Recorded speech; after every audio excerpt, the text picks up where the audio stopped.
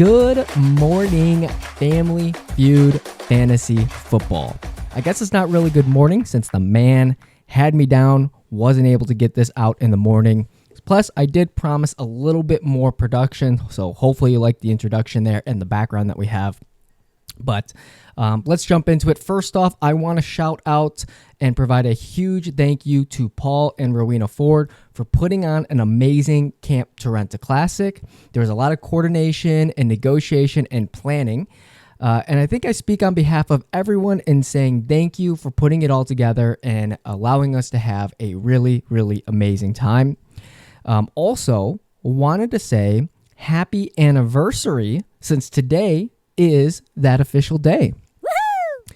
Second shout out today, I want to say thank you to Alex, also a newbie, for coming up this year and acting as the Canine and Cook Czar. We appreciate you jumping in on the fun, helping keep Campfire going, keeping the home front locked down and secure, watching the canines, watching our doggies, and also helping out in the kitchen.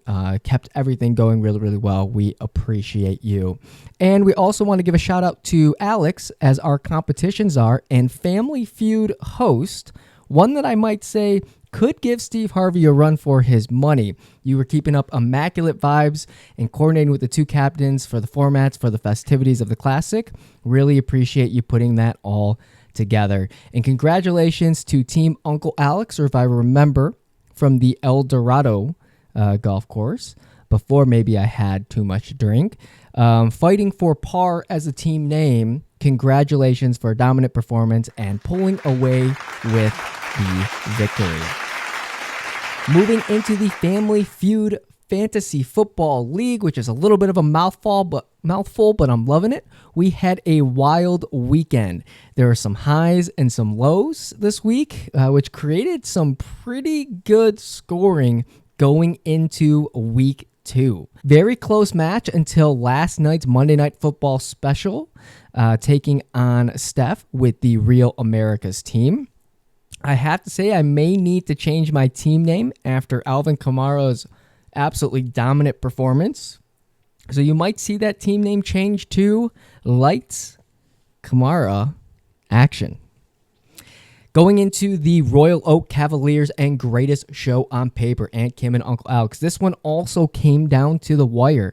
I guess Aunt Kim couldn't let Uncle Alex go 2-0 for the weekend, so she came away with the victory down to the wire, 152.0.8 points, and the top scorer of the week. So you are MVP of the week. Nice win coming over on Uncle Alex to go 1-1. And we go over to Jerking Golf and the Meaty Buckles. We had some meat sweats going on with this one. Not as high of a score, but still a really good average for the season. Meaty Buckles came out on top 118-98 over Jerking Golf, 94.12. Ty, you maybe need to spend some more time looking at some research and less time with what your team name is, since you are 0-2 for the season right now. I will say, although it was an amazing time at Camp Torenta, I feel really, really bad for Rowena here. 84.52 points that were put up. You did everything that you could. I have to say, though, you might have some frustration or maybe a little bit of a rivalry, some angst going towards Spencer, because Spence came out on top 142.94, absolutely provided a dominant performance, maybe a little extra salt in the wound, because that's hard to do. It's one of those memes where you see the one and he's like, stop kicking him, he's already down. Don't need to kick Rowena when she's down after Christian McCaffrey goes on IR for 4 weeks. So there might be some offline discussions regarding the beatdown that occurred through that. The cousin and twin sister battle, Miles, Jared, Amon-Ra, St. Breen, going up against Amana Mission. I figured JS's team was going to have a strong performance when the assistant coach and offensive coordinator decided to stay at home base to study some game film instead of heading up to Camp Torenta. So the grind never stops with Miles, I guess, because he put in all the right people to come out on top, 137.04 to 80.6. Dominant performance by Miles and Jess there. And then the big one coming in at the end, Grit Ass Iron and Adam's Unstoppable Offense. Really close performance here as well. 116.92 for Adam's team. Big game there. And I believe some smack talk was presented during this match, which I'm absolutely loving. So check that out. I guess the consolation in this is, although Adam came out on top, he was able to give Paul a couple of trades to maybe help boost up that score. So who knows? There might be a little bit of collusion going on in there. We might have to monitor that. So great scoring all around. Like I said, biggest winner or MVP, Auntie McKim, 152.08. And the biggest loser of the week is going to have to go to Courtney Nardone, the Nardonski, with 80.6 points. If we go over to the standings based on our scores here so far, it's been a little bit of a tight competition. I think we only have a couple teams undefeated. Showing up the standings here, you should see that behind me we have Spence, CDs, TDs, 2-0 at the top of the board, followed by Alex with the Meaty Buckles, 2-0. Third place, your Commissioner, 1-1. Auntie McKim in fourth. Grit Ass Iron Paul, 5th. Uncle Alex, 6th. Steph, 7th. Jess, 8th.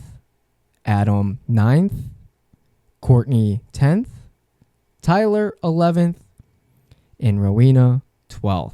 Don't worry, things can all change. It's a early part of the season. Just make sure you are scouring the waiver wire because there were a lot of changes that happened. A lot of people got hurt this past week. So definitely take a look and see if you need to make any substitutions. If we jump into the week 3 matchups, before I jump into that, this is your Max's Midnight/Morning Madness. It is brought to you by Liquid IV. If you're looking to hydrate on the golf course or you need that recovery the next morning at Camp Torenta, check out Liquid IV. Use code CARTDRINKS, 10% off your entire order. It's the best way to stay hydrated. Get you hydrated 3 times faster than water. Absolutely love the stuff. I just ordered Bomb Pop. Don't tell Steph, but that should be coming here tomorrow. And then I really like the Pina Colada and honestly the cotton candy. It's not too sweet, but it reminds you of what you were like as a kid. So check that out. Week 3 matchups. Najee See Me, Najee Don't versus I'm on a Mission. Royal Oak Cavaliers versus Jerking Goff. CDs TDs versus The Greatest Show on Paper. Real America's Team versus Adam's Unstoppable Offense. And then we have 2 household battles that are going on. Miles Jared, Amon-Ra St. Breen versus the Meaty Buckles. And Grit Iron versus 4-Row. It's going to be a fun one. Don't forget to set your lineups. Thursday night game. Need to have your waiver wires done, and you need to have your lineup set so that you have everybody ready to go for Thursday. Hope you enjoyed the new format. Hope you enjoyed the new intro. Like I said, I'll try to get these out the next day. My goal is to keep the Max's Morning Madness, but if the man kicks you down, it's going to have to be that Max Midnight Madness. Take care, guys, and we'll see you in week 3.